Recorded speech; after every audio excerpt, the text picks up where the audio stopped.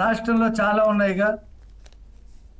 రాజమండ్రిలో ఉందిగా బ్యారేజీ, ఉమ్, శ్రీశైలంలో ఉంది కదండి, నాగార్జున సాగర్లో ఉంది కదా, తుంగభద్రలో ఉంది కదా. మరి అక్కడ ఎప్పుడు కూడా ఏ బోట్లు వచ్చి గేట్లను కొట్టినటువంటి సందర్భం లేదు కదా. ఈ కృష్ణా నదిలోనే 2020-21 అనుకుంటా, ఉమ్, చంద్రబాబు నాయుడు గారు అమెరికా వెళ్ళినప్పుడు వరదలు వచ్చినాయి. ఆయన ఇంట్లో లేరు, ఫ్యామిలీ కూడా లేదు.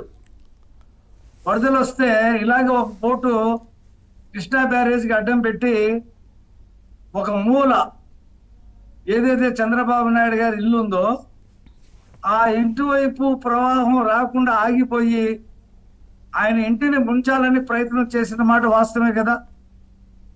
ఇల్లు మునిగిందా లేదా అని చెప్పి అప్పుడు మంత్రులు బొత్స సత్యనారాయణ గారు ఇంకా మిగతా వాళ్ళందరూ చంద్రబాబు నాయుడు గారు ఇంట్లోకి పర్మిషన్ లేకుండా ఇంట్లోకి వెళ్ళిపోయి మొత్తం ఇల్లంతా కలి తిరిగి వాటర్ ఎంతవరకు ఉంది ఏంటి అసలే అని చెప్పేసి మొత్తం తిరిగారు కదా.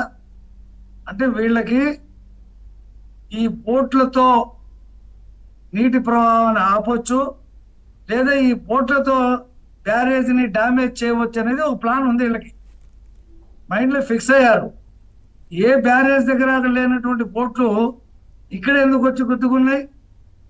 ఒక్కొక్క బోటు 40-50 టన్నులు బరువు ఉండేటువంటి బోట్లు. ఆ 3 బోట్లకే ఇనుప సంఖ్యలు వేశారు, లంగర్ మాత్రం ప్లాస్టిక్ తాడుతో కట్టారు. అంటే ఏ క్షణాన్నైనా సరే అవి తెగిపోయి వెళ్ళిపోయి బ్యారేజ్ని డ్యామేజ్ చేయాలి అనేటువంటి ఉద్దేశంతో కట్టిందే కదా. ఎక్కడో ఉండేటువంటి బోట్లు తీసుకొచ్చి ఉద్దండరాయపాలెంలో ఎక్కడో ఉండేటువంటి బోట్లు తీసుకొచ్చి భవానీపురంలో ఎందుకు పెట్టారు? వరదలు వచ్చే ముందు ఉమ్, పెట్టారు, సరే ఓకే. బోట్లు పోయినాయి, వెంటనే వాళ్ళు వెతకాలి కదా, ఇరిగేషన్ డిపార్ట్మెంట్కి చెప్పాలి కదా, మా బోట్లు అక్కడ చిక్కుపోయి ఉన్నాయి మేము తీసుకుంటాం అని చెప్పేసి వాళ్ళకి చెప్పాలా. బోటు విలువ ఒక్కటి 40-50 లక్షలు ఉంటుందట. ఉమ్, ఒక కనీసం పోలీస్ స్టేషన్లో అయినా కంప్లైంట్ ఇచ్చారా? ఇవ్వరా. ఎందుకంటే అవి చేయవలసిన డ్యామేజ్ చేసినాయి కొంతవరకు. ఇంకా వాళ్ళు తేలుకుట్టిన దొంగల్లాగా ఉండిపోయారు. ఈ బోట్ల వ్యవహారం బయటకు వచ్చేటప్పటికి ఇంకా వాళ్ళు ఎవరి దగ్గరికి వెళ్ళనటువంటి పరిస్థితి.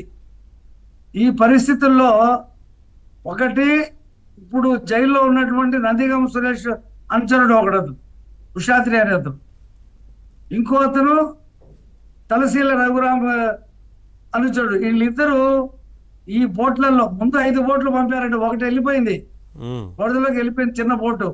ఈ 3 బోట్ల కింద ఇంకో బోటు ఉందని అంటున్నారు. ఉమ్, ఆ బోట్లు పెద్ద క్రేన్ తో లాగుతున్నప్పుడు కూడా పైకి రావట్లా. ఉమ్, ఇప్పుడు ప్రభుత్వం ఏం చేస్తుందంటే వాటిని కట్ చేసి ఆ, ముక్కలు చేస్తే గానీ అక్కడ క్లియర్ అయ్యే పరిస్థితి లేదు. ఉమ్, అంటే ఈ బోట్లతో వీళ్ళు ఇన్నాళ్ళు దొంగ ఇసుక తవ్వుకొని బయటకు వచ్చి వ్యాపారం చేసి వేలు గడిస్తా ఉన్నారు, లక్షలు గడిస్తా ఉన్నారు. వాళ్ళ ద్వారానే ఈ బ్యారేజ్ కి ఈ బోట్ల ద్వారా డ్యామేజ్ జరిగితే, ఇప్పుడు చెప్పాడు కదా జగన్మోహన్ రెడ్డి, పుడమేరే నార్త్ వైపు ఉంది, కృష్ణానది సౌత్ వైపు ఉంది. కృష్ణానదిలో 11 లక్షల క్యూసెక్కుల నీరు ప్రవహిస్తా ఉంది. పుడమేరులో వచ్చే నీరు కృష్ణానది తీసుకోదు, ఆ ప్రవాహంలో అది వెనక్కి వెళ్ళిపోద్ది.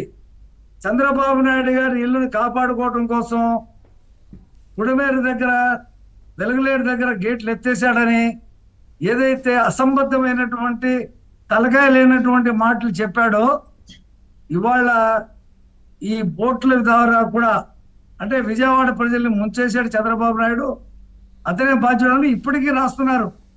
ఇప్పటికీ కొంతమంది మేధావులు మొన్నటిదాకా ఎవరున్నారు ప్రభుత్వంలో? ఆ గండ్ల పూడ్చివేత ఇవన్నీ ఎందుకు చేపట్టలేకపోయింది వైసీపీ? ఈ ప్రశ్న వారికి వారు వేసుకుంటే బాగుండేది కదా. ఇక్కడ కాంటెస్ట్ అదిగా సార్.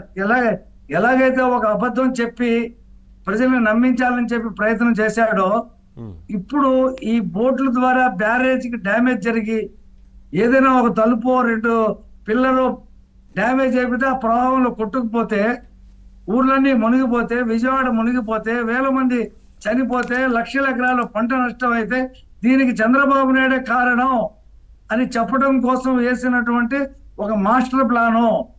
ఇతను ఏ ప్లాన్ చేయటానికి కూడా వెనకాడ్డు. అతని మనుషులు అందరూ సైకో మనుషులు. ఇతను ఎలాగ సైకో, ఆ సైకో గ్యాంగ్ ని తయారు చేసుకున్నాడు. వాళ్ళకి ఎంపీ టికెట్లు, ఎమ్మెల్యే టికెట్లు, ఎమ్మెల్సీలు ఇచ్చి సైకోలు తయారు చేశాడు. అతను చిటికేసి చెప్తే చాలు వాళ్ళు దాన్ని అమలు పరిచేటువంటి స్థితిలో ఉన్నారు.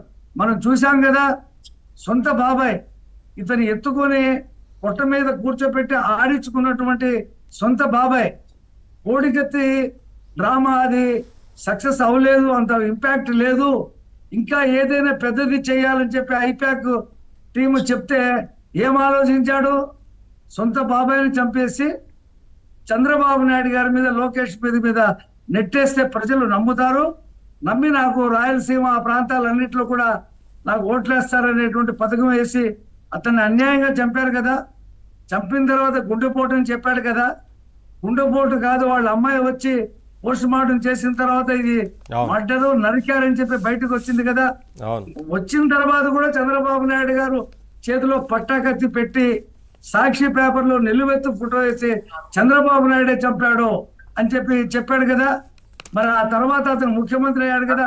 ఏమైనా ఒక రోజైనా సరే ఆ విషయం మీద ఎప్పుడైనా దర్యాప్తు చేశాడా? చేయలా. అంటే ఇతను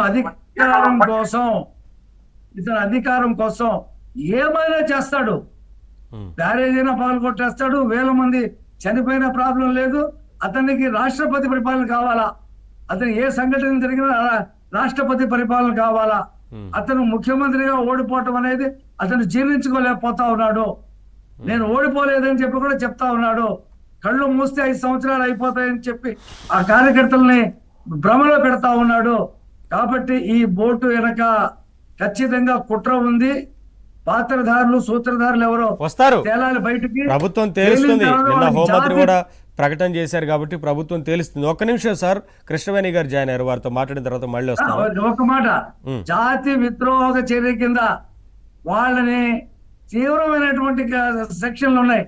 మనకి సాయిబాబా గారు లాంటి ఒక మంచి పౌరకులు కూడా 4 సంవత్సరాలు పట్టింది బయటికి రావడానికి, బెయిల్ రావడానికి. ఇంకా కఠినమైనటువంటి చట్టాలు ఉన్నాయి మన దేశంలో. వాటిని ఉపయోగించి వాళ్ళందరి మీద కేసులు పెట్టి వాళ్ళు ప్రజా జీవితంలో లేకుండా చేయాలి సార్ వాళ్ళని. రఫీ గారు, ఒక ప్రశ్న అడుగుతాను, సమాధానం చెప్పండి. ఇప్పుడు అధికారంలో ఉంది వైఎస్ఆర్సీపీ పార్టీయా, కూటమియా? చెప్పండి. ఇప్పుడు అధికారంలో ఉంది వైఎస్ఆర్సీపీ పార్టీయా, కూటమియా?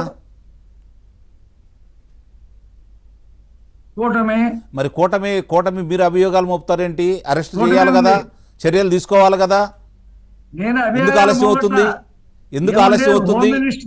ఇది జాతి ద్రోహం అని మీరే చెబుతున్నారు కదా. నిమిషం చెప్తాను, ఆగండి. ఏమండి, ఆధారాలు దొరకాలా?